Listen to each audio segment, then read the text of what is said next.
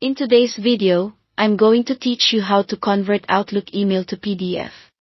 By the end, you'll be able to save any email as a clean, shareable PDF that keeps the layout and text intact.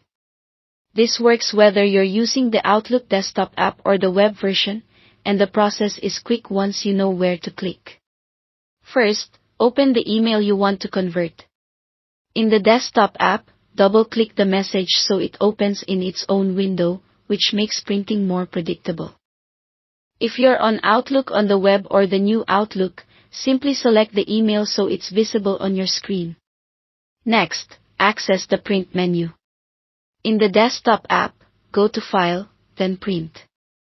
In Outlook on the web or the new Outlook, click the three dots in the top right corner of the email view and choose Print. This brings up a preview so you can see exactly what will be captured. Take a quick glance to make sure the email content, headers, and any inline images look correct before proceeding.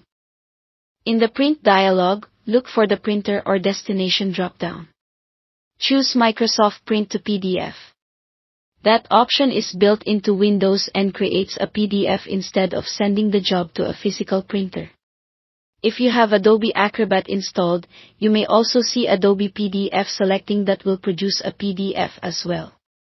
The name might vary slightly, but you're looking for any virtual printer that outputs a PDF file. If you see additional settings like orientation or page range, you can leave them as they are unless the preview suggests otherwise. The goal is to capture exactly what you see in the email. When everything looks good, click Print. Instead of printing on paper, a Save dialog will appear.